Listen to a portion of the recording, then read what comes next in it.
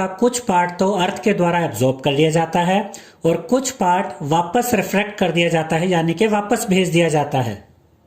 और अर्थ के एटमॉस्फेयर के द्वारा सन रेस का कुछ पार्ट ट्रैप कर लिया जाता है, जिसकी वजह से अर्थ की जो हीट है वो बनी रहती है। और अर्थ के एटमॉस्फेयर के द्वारा सन रेस को ट्रैप कर लेना और इस प्रोसेस के द्वारा अर्थ की हीट का बने रहना, इसी प्रोसेस को ग्रीन हाउस इफेक्ट कहा जाता है। याद रखिएगा स्टूडेंट्स कि वो गैसेस जो अर्थ के एटमॉस्फेयर में सन रेस को ट्रैप करती है, जिसकी वजह से अर्थ की हीट बनी रहती है, ऐसी गैसेस को हम ग्रीन हाउस गैसेस कहते हैं। और carbon dioxide main green house gas होती है।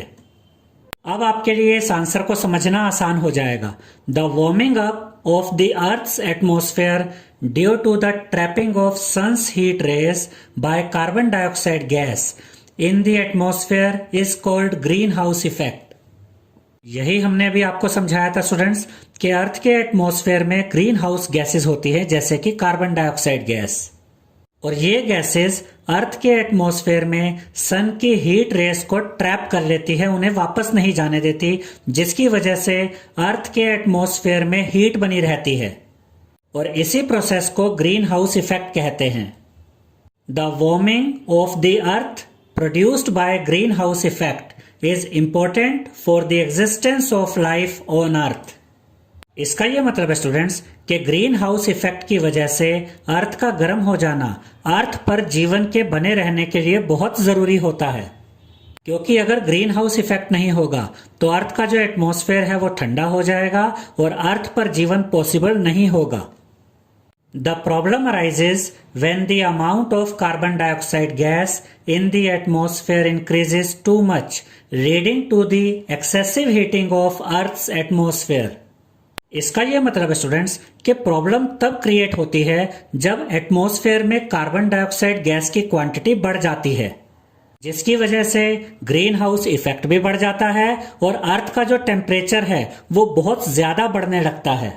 इसे आप ऐसे भी याद रख सकते हैं स्टूडेंट्स कि ग्रीन हाउस इफेक्ट अर्थ पर जीवन को बनाए रखने के लिए जरूरी होता है, लेकिन जब एटमॉस्फेयर में कार्बन डाइऑक्साइड गैस की क्वांटिटी बढ़ जाती है तो ग्रीन हाउस इफेक्ट भी बढ़ जाता है, जिसकी वजह से अर्थ के एटमॉस्फेयर का जो टेम्परेचर है वो जरूरत से ज्यादा बढ़ जाता है, जो हमारे लिए अच्छा नहीं होता है।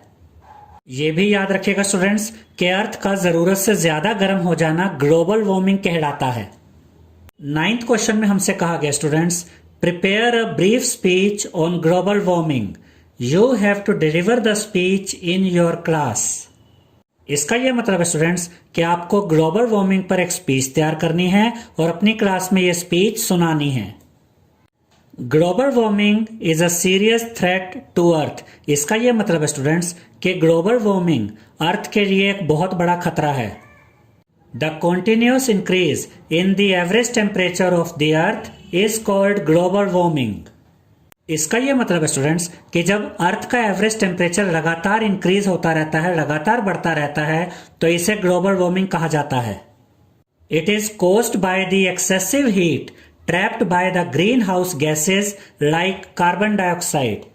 इसका यह मतलब है स्टूडेंट्स कि ग्लोबल वार्मिंग तब होती है जब अर्थ के एटमॉस्फेयर में ग्रीन हाउस गैसेज जैसे कि कार्बन डाइऑक्साइड के द्वारा जरूरत से ज्यादा हीट ट्रैप कर ली जाती है। The increase in the greenhouse gases due to human activities and cutting down of trees are the major reasons for global warming। इसका यह मतलब है स्टूडेंट्स कि ह्यूमन एक्टिविटीज की वजह से ग्रीन हाउस गैसेस का बढ़ना और पेड़ों का काटा जाना, ये सबसे मेन रीजंस हैं जिनकी वजह से ग्लोबल वार्मिंग हो रही है। Global warming can cause climatic changes which are not good. इसका यह मतलब है स्टूडेंट्स कि ग्लोबल वार्मिंग की वजह से क्लाइमेटिक चेंजेस आते हैं, यानी कि ग्लोबल वार्मिंग की वजह से मौसम में ऐसे बदलाव आते हैं जो हमारे लिए अच्छे नहीं होते हैं। Therefore, we need to control global warming। तो हमें ग्लोबल वार्मिंग को कंट्रोल करने की जरूरत है। 10th क्वेश्चन में हमसे कहा गया students, describe the threat to the beauty of the Taj Mahal. यानी कि हमें यह बताना है स्टूडेंट्स कि ताजमहल की खूबसूरती को किससे खतरा है और क्या खतरा है। Acid rain takes place due to increase of gases like sulphur dioxide and nitrogen dioxide. तो यहां पर पहले हम एसिड रेन के बारे में पढ़ रहे हैं स्टूडेंट्स, क्योंकि एसिड रेन की वजह से ताजमहल की खूबसूरती को खतरा है। यहां पर हमसे यह कहा गया है कि एसिड रेन तब बनती है जब एटमॉस्फेयर में सल्फर डाइऑक्साइड और नाइट्रोजन डाइऑक्साइड जैसी गैसें बढ़ जाती हैं। Taj Mahal is made up of marble, और जो ताजमहल है वो मार्बल का बना हुआ है, यानी कि संगमरमर का बना हुआ है। When acid rains fall on the monument made of marble, they react with marble to form a powder-like substance that is then washed away by the rain. इसका यह मतलब है स्टूडेंट्स कि जब एसिड रेन मॉन्यूमेंट के marble पर गिरती है, मॉन्यूमेंट का मतलब होता है स्मारक यानी कि पुरानी इमारतें, यानी